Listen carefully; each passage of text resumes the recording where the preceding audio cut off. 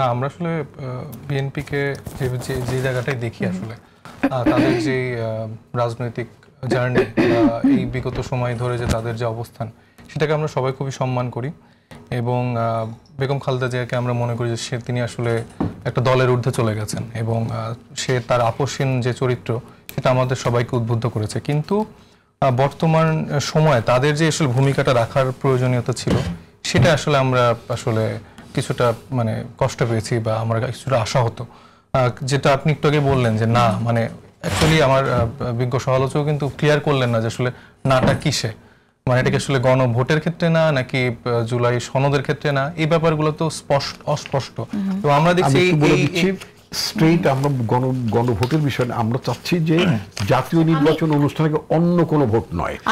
আমরা তো বলেছি জাতীয় নির্বাচনের দিন গণভোট অনুষ্ঠিত হোক, এটা তো আমাদেরও দাবি। আমরা মনে করি যে আপনাদের এই পার্টি লাইন বা এই কমিটমেন্টের জায়গাটা ক্লিয়ার থাকে। আমি আরেকজন বিএনপি নেতার একটি পোস্ট থেকে আমি এটা অ্যাড করছি। এই নায়ের অর্থ সর্বশক্তিমান আল্লাহর উপর পূর্ণ আস্থা ও বিশ্বাস, সংবিধান থেকে বাদ দেওয়া ষড়যন্ত্রকে না, স্বাক্ষরের পর জুলাই সনদ পরিবর্তনের ষড়যন্ত্রকে না, জাতীয় নির্বাচনের আগে গণভোটকে না, শত শহীদের রক্তে কেনা জুলাই কারো বাপের না। এটা আমি তার একটা দেখেন আমরা কিন্তু বিগত সময়ে এই যে এই ধর্ম কার্ড যে খেলা এটা কিন্তু আমরা বিগত সময় আওয়ামী লীগকে দেখেছি এবং তাদের থেকে বেটার মানে ধর্ম কার্ড খেলা আর কেউ পারবে না।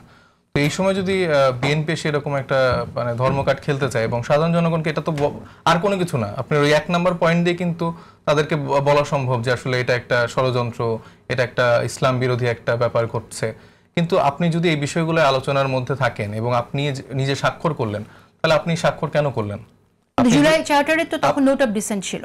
না আপনি July charter note of dissent ছিল, কিন্তু সামগ্রিকভাবে তো আপনি স্বাক্ষরটা দিয়েছেন। এটা আইনি ভিত্তি কিভাবে হবে, বাস্তবায়ন কি হবে, এটা না জেনেই তো স্বাক্ষর দিয়েছেন। আমার সাথে যে রাজনৈতিক দলগুলো বসে আছেন এবং যারা নেই তারা তো সবাই জুলাই সনদে স্বাক্ষর দিয়েছে এবং এটা কাগজে দলিল হিসেবে স্বাক্ষর দিয়েছে। তারা না জেনে কেন স্বাক্ষর দিল? ওকে, সো এটা তো এই দায়ভার তো তাদের অবশ্যই নিতে হবে। তারা কিছু না জেনে যদি এখন এবার বলে যে আমরা জানি না বা আমাদের সাথে প্রতারণা করা হয়েছে, সব থেকে সর্বকনিষ্ঠ দল বাচ্চাদের দল তারা তো আসলে এই ভুলটা করেনি, কারণ তারা দেখেছে যে জুলাই ঘোষণাপত্রের ক্ষেত্রে এই মানে গভর্নমেন্টের যেরকম একরকম কথাবার্তা বলা হয়েছিল তখন হয়তো কোনো রাজনৈতিক দলের প্রেসারে পড়ে বা তাদের একটা ফরম্যাট অনুসরণ করে তারা জুলাই ঘোষণাপত্রটি পড়েছে এবং সেখানে জুলাইয়ের যে আশাকাঙ্ক্ষার জায়গাগুলো ছিল এবং তার যে আইনি ভিত্তির জায়গাটা ছিল সেটাও নিশ্চিত হয়নি। তো আমরা সেই জায়গা থেকে দেখলাম যে আমাদের যে ট্রাস্টের জায়গাটা ছিল সেটা রাজনৈতিক দলগুলোর থেকে উঠে গেল এবং আমাদের যে উপদেষ্টা মণ্ডলী আছে বা যে ফরম্যাটে তারা কাজ করছে সেই জায়গা থেকে উঠে গেল।